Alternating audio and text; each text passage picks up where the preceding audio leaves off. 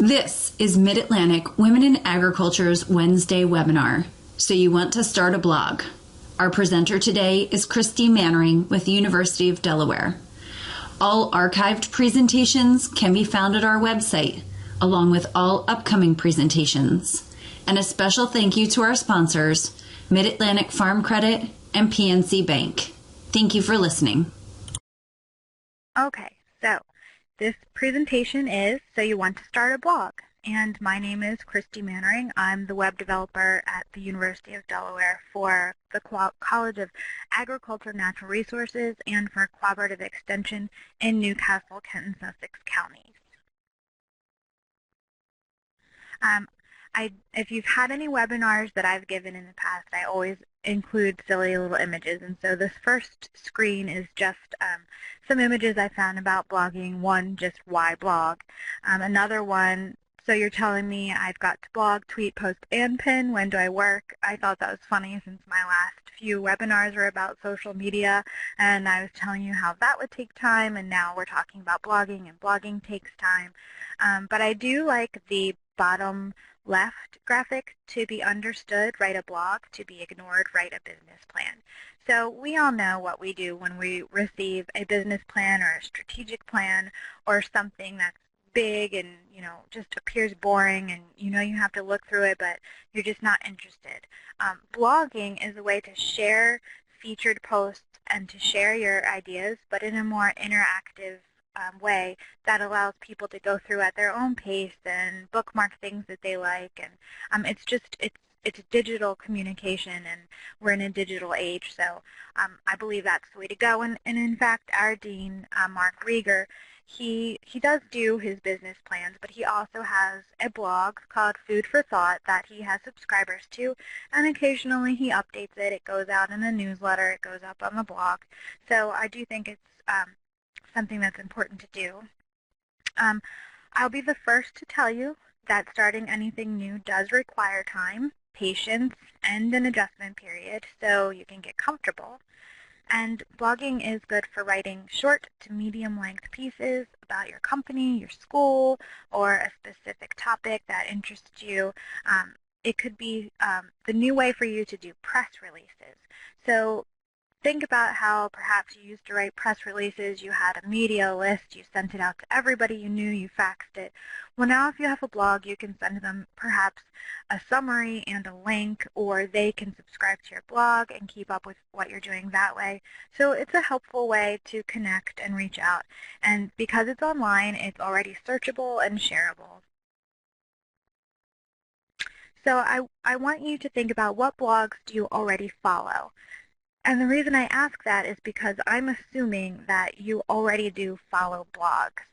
In 2013, it was estimated that 128 million people in the United States alone were blog readers. So I'm guessing that at least some of us in this session do read blogs regularly. I know that I do. I read more than I should probably admit. I use an aggregator called Feedly, which means every blog platform puts a syndication feed into it. It's not something you have to write or understand. It automatically happens. And if you have that RSS link, you place it into Feedly, and Feedly just aggregates that data. When the blog updates, it updates on Feedly, and so you can go through and tag things. I can tag something, web design, web development, social media, and then click on that tag and then find out every new blog post that any of the blogs I read have updated recently. So I really like using Feedly. I recommend it. Think about why you're drawn to those blogs. What features do you like? You can borrow from the best that you already read and implement similar styles, but use your own spin and your own voice. So the first thing you need to do is to brainstorm. And brainstorming is like you would do for any project. You have to think about how many authors where they'll be. Is it just going to be you? Are you going to have a team? How often are you able to update, which would make having a co-authored blog easier for you to handle. Maybe one of you can update one week and the other person can update the next week, and then you'd only have to remember bi-weekly. You have to think about the purpose of your blog and think about a blog name. There are actually blog name generators out there. If you go to Google and you type in blog name generator, and it'll ask you for keywords like what are you going to be writing about, and it will generate possible blog names for you, which is kind of interesting. And sometimes it's really lame, but sometimes it's fun and you might get some good ideas. Topics. Writing about too many topics can actually hurt you because your fans pick blogs, and you yourself pick blogs that have sort of a fine-tuned topic to them. It's what drew you to them in the first place. It's what keeps you going back to them. So if somebody decides to write about music one day and write about crafts the other day and write about, I don't know, guinea pigs the other day, you're probably going to lose interest in that blog because you just never know what to expect. So have some topics in mind. Consider them the ones that you're most comfortable writing about, and then if you do have a co-author, then that person can have a different topic, and you can just flip-flop back and forth, and your audience will know what to expect. So include blogging in your routine. If you've heard my social media webinars, I have said you must have a routine, some sort of schedule to at least prompt you to check out your social media networks, or in this case, to check out your blog. When we get to the end of this presentation on the wrap-up screen, I actually have an editorial calendar sample that I think you will find useful. You can change it to be your own, but you will be able to download that. It's an Excel spreadsheet. It goes through the entire year of 2014, which we're already halfway through. Can you believe that? But I think you'll find it useful. Another thing to understand that search engines actually look at the source of your blog, and the source of your blog will say how often it updates. So if you update it less, then those search engines, those little bots, they're going to crawl you less. And so that's something to think about when you have the schedule. So if you have to update every week, then just make sure you do that, because if you miss a week or miss a whole month, then you're not going to get crawled as much, and that means you won't be ranked as well with other blogs on that same topic. We already talked about purpose a little bit, but a purpose is not set in stone. It's flexible. You can change it. When you see what your readers are most interested in, you might need to change that a little bit. But you do have an agenda when you're a blogger. There's something you're passionate about. There's something you want to have a call to action to. Perhaps your blog is just to talk about the events that you host. In that case, you're going to write with a different voice, and there's going to be a different role to that blog. Perhaps you will push things to a calendar, a Google Calendar, or you'll push things to a newsletter if you are writing about events. If you're writing about a specific vegetable, then there might be some recipes that you end up posting, or different pests that attack that vegetable when it's growing, and then you might have something different at harvest time, but your purpose is to write about that specific thing. Okay, so platforms. There are many platforms out there for bloggers, and I'm not going to get into all of them. I'm going to talk about some of the more popular ones, and then it'll be up to you to choose what you're most comfortable using. It'll be very obvious come the end of this presentation what I'm comfortable using, but everybody's different, and every blogging platform does something different for the writer. So we're going to get into that a little bit, pros and cons, and you'll see what's out there. Hopefully you've all heard of Tumblr. Tumblr has gotten very big. The University of Delaware has a Tumblr blog that they use for talking about social media. So it's very small, and not many people read it, but the people interested in social media read it. That's why, as we said, for topics, that particular blog has that particular topic, and it is on Tumblr. Tumblr is used by a lot of photographers, and that is because it's very visual. Most of the free Tumblr themes make pictures look very big and bold, and they're framed really cool. But one Tumblr account I wanted to talk about is The Economist has a Tumblr blog. They are a business site. They do business articles, finance articles, things like that. But on their Tumblr page, they have an image that is captioned to go along with one of their stories. So they sort of go hand in hand. They're connected, but Tumblr is going to grab a different audience. That audience is going to see a picture, read the caption, maybe want more information, and then head on over to the the Economist's website for more information on that. So it's a different way to get people to different parts of your site. Publishing on Tumblr is very easy. You choose what post type you're using, whether it's image, video, text, or link, and you hit publish. Now, due to the ease of using Tumblr, there are limitations. It is not meant to be text-heavy, which is why a lot of photographers use it. There are not plugins or add-ons to expand the blog over time. And if you want to have a custom domain, there is a cost to it. You'll see that that's a trend with all blogging platforms, though. If you want a custom domain, there will be a cost. So all of these platforms are free to begin with, but when you want to customize them more, you'll see that there's packages you have to buy. Weebly, I feel that Weebly is very known right now. It was created by a 26-year-old. Why didn't we think of that, right? So Weebly is free. It is also very easy to use.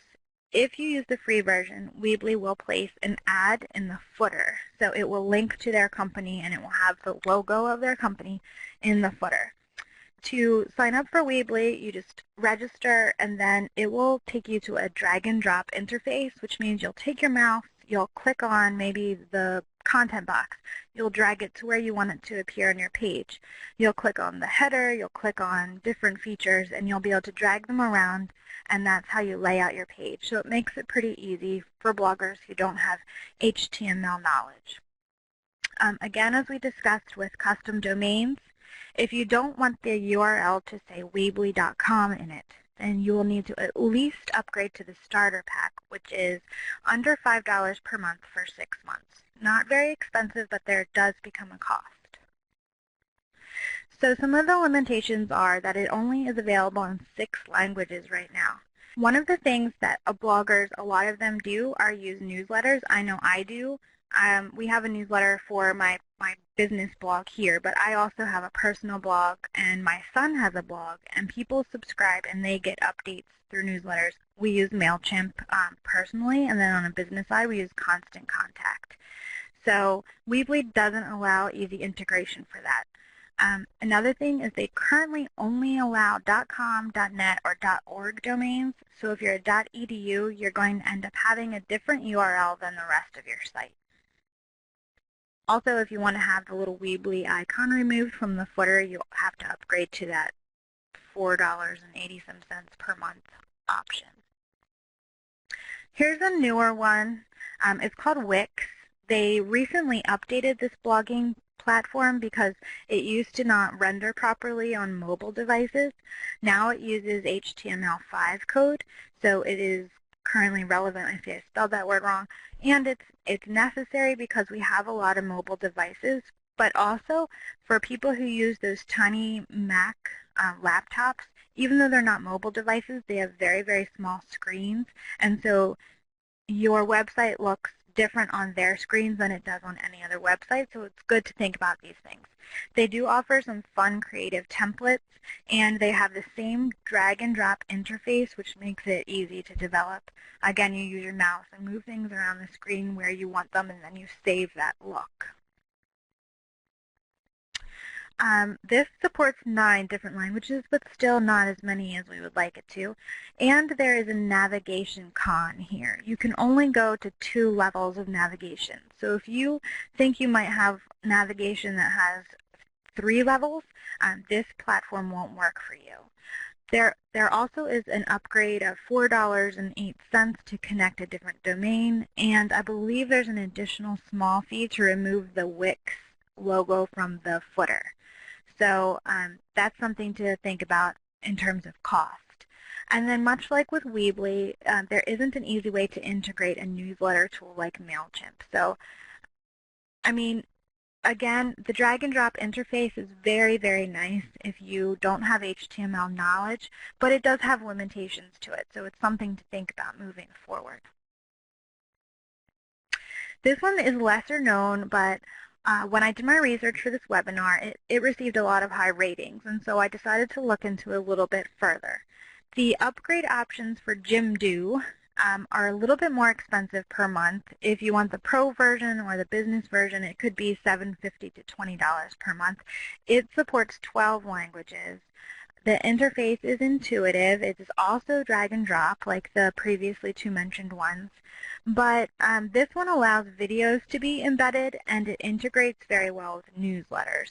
So in terms of Weebly and Wick, now Jimdo, Jimdo would be the one that you would probably want to go with if you wanted to use newsletters, or if you have educational YouTube videos that you've created, you want to be able to embed them instead of just link them.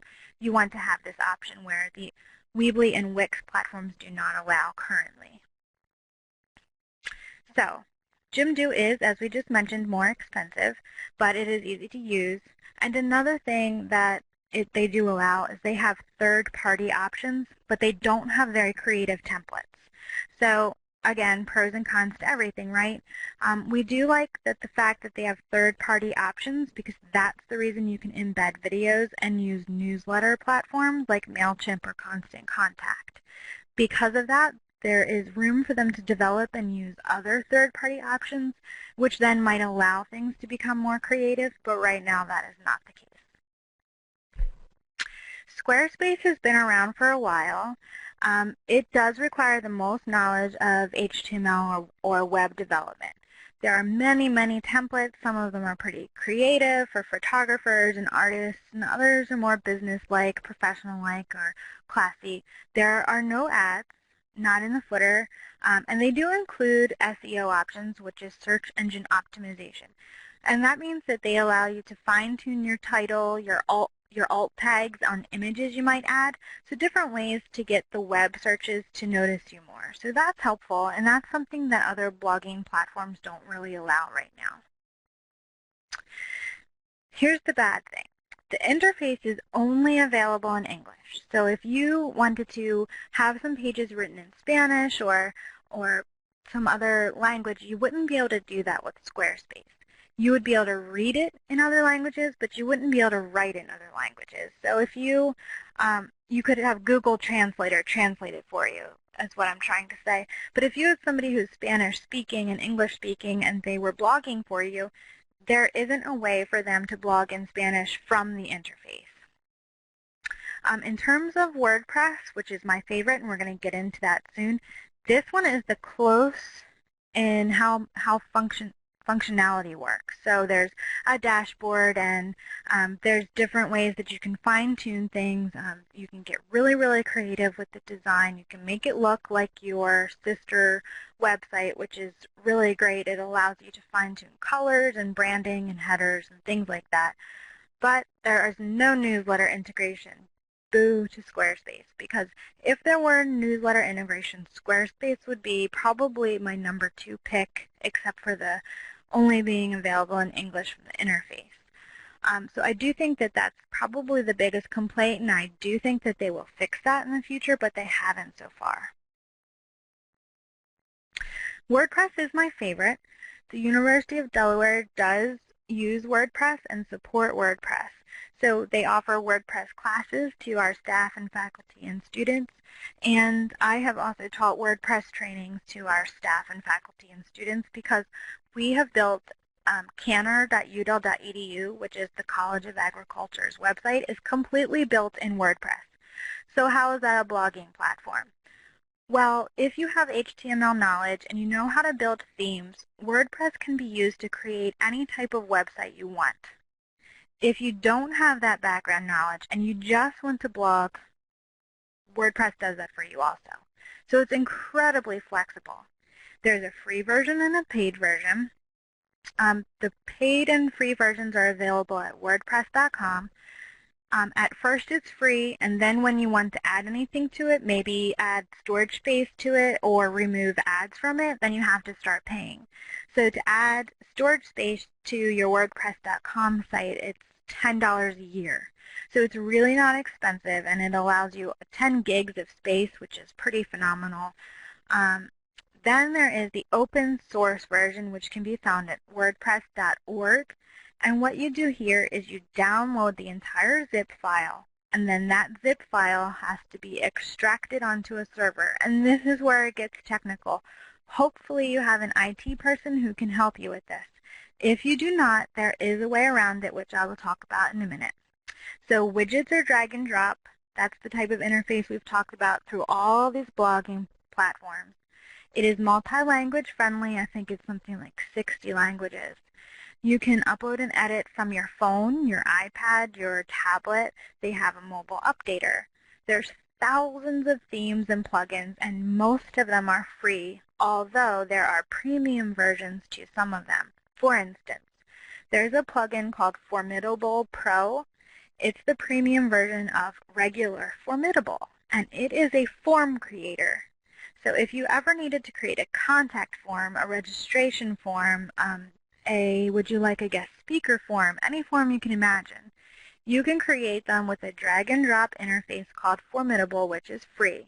If you want the pro version, it will allow you to send it to multiple people. It will allow you to allow file uploads securely. So I believe it's $40 per, not per year, $40 flat fee for Formidable Pro, and you continue to get updates. Very, very worth it. I use it all the time. So there is a cost if you want to have your own domain. That's the same for all of the platforms we've talked about. If you use the open source code from the zip file and you put it on your web server, it will already have your domain. So for us, we have a web server through Amazon services that our IT people take care of for me, thankfully. And that zip file is just dropped in there, and then I handle all of the code updating through my browser. And if I need to update a template, I can do that. But in your case, you would not need to do that. Everything would be available through your browser, which means you could update from anywhere. All of the blogging platforms allow that.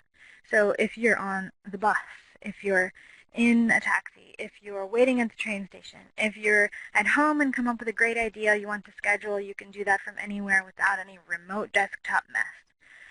So this, obviously, you can tell by my fast rambling, I'm very excited about WordPress. I love WordPress. It's continuously getting better, and I do believe that we'll be seeing more and more universities supporting it.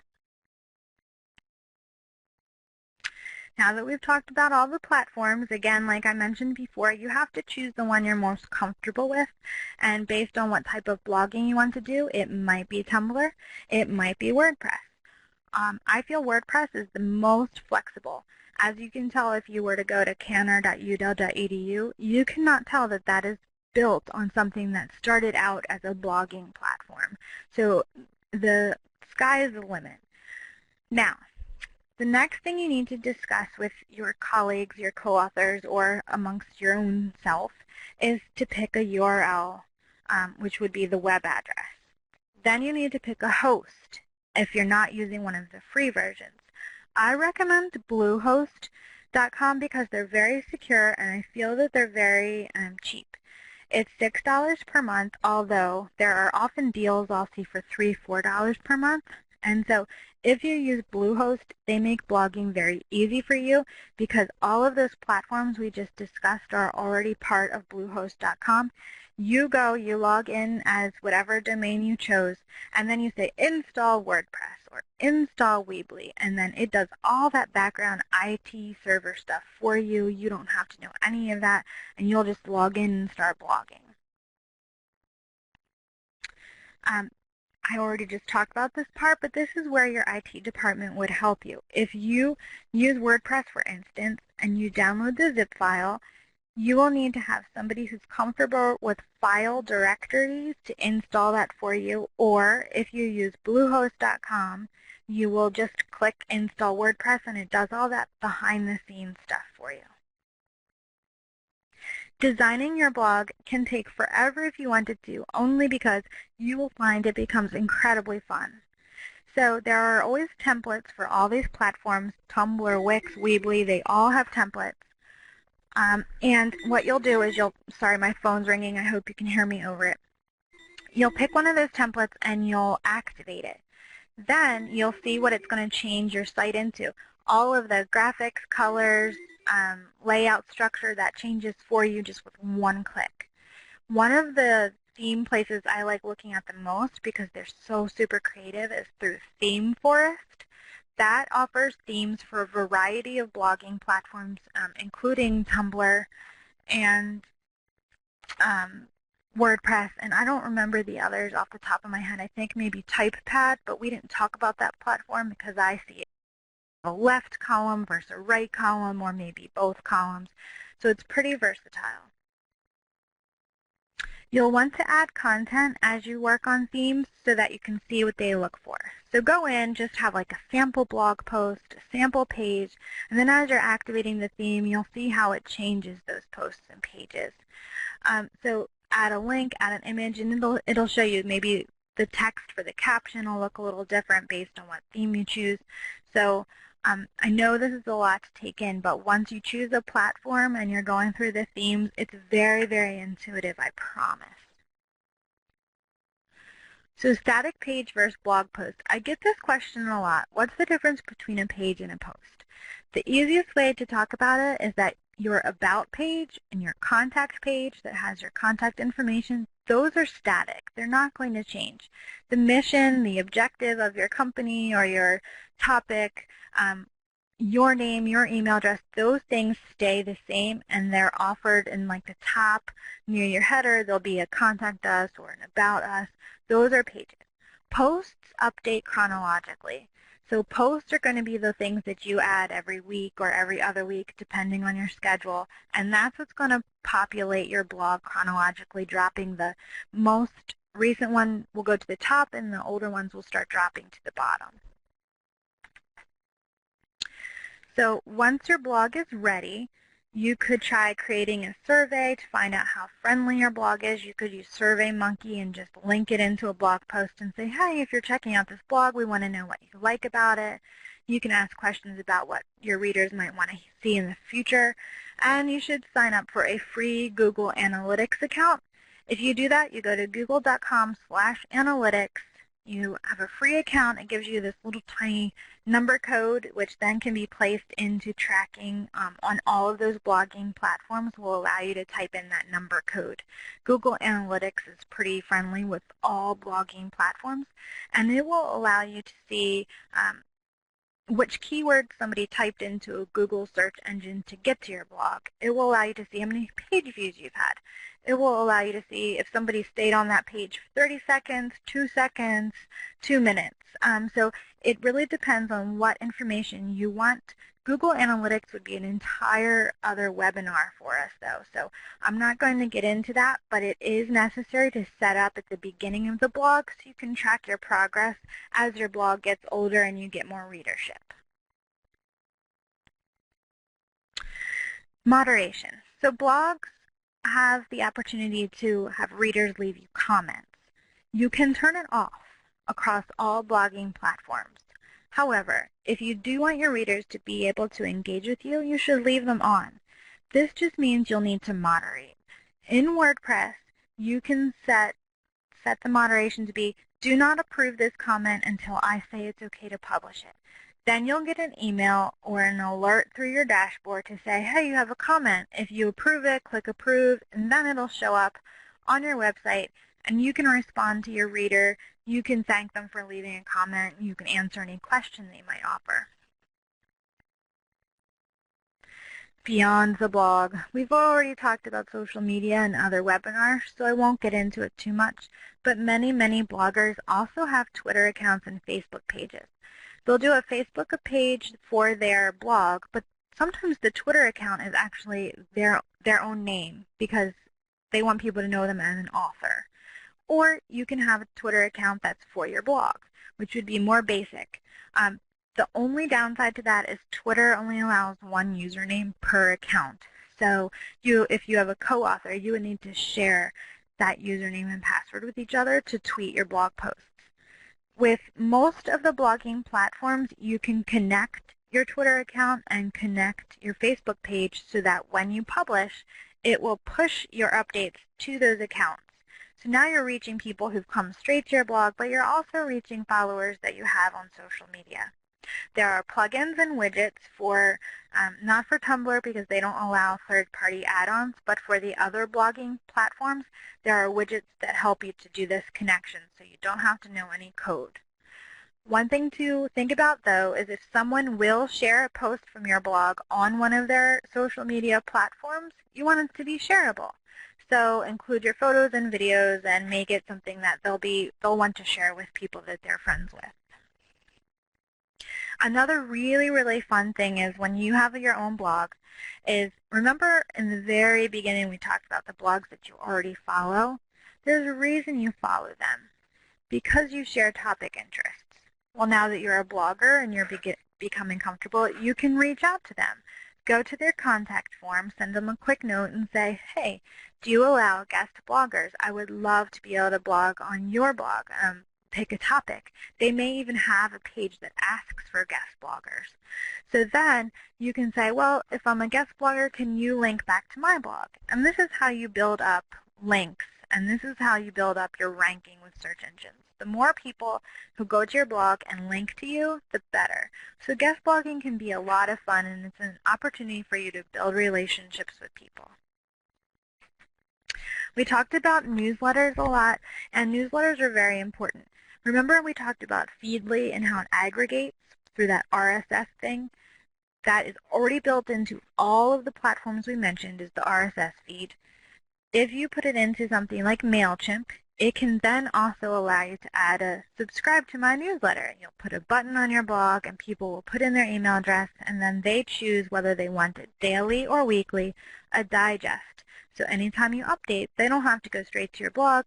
They'll see that you updated through that newsletter and then they can click to read more. Newsletters are very, very valuable tools, and as you build subscribers, you can do other fun things with those subscribers because they've already opted in to receive information from you. So if you have a special annual event coming up, you can send out an email blast to those people and it builds a subscriber base for you. This is, I wasn't sure if I should add this in, but it's becoming very popular, and it is called vlogging. Vlogging is when you are a video blogger. So instead of just typing and sharing pictures, you actually record yourself with a webcam talking about something, and then you embed that video into your blog. So you're vlogging. This makes you branch out onto YouTube. There are tons of YouTube vloggers. You can search for them. Some of them are quite hilarious. Some of them are very educational. So vlogging is another opportunity to put yourself out there as a personality. And that's not for me, I'll be honest with you, but it could be for gardeners who want to have a vlog of somebody could record you out in the garden weeding and going through and seeing different plant diseases that might be on your plant or seeing which native plants work well together. You're out in the field. It's very compelling. It's good information. So that's an option. Also, I said in the beginning, and I'll reiterate, that blogs will evolve. You might not want to change your theme or template every day or every week, but you're allowed to change it every now and then. You might find out that people are wanting information that you originally placed all the way at the bottom of your blog. Or maybe there's information that's in one of your static pages that people are trying to find a lot, so you're going to put it on your main page where your blogs update. So there is the ability to tweak the themes, to tweak the template, to drag and drop things into different locations to find out what works. The analytics we briefly talked about will help you with that. So do know that there is flexibility with this. And now, here's my funny little image. Blogger University, upon the recommendation of, I'm not faculty but will say I am me, I hereby confer that you can now be a master of blogging. Thank you for watching our archived presentation of our Wednesday webinar. If you would like to see more archived Wednesday webinars, please visit our YouTube channel. Or to find a schedule of upcoming live webinars, visit our website.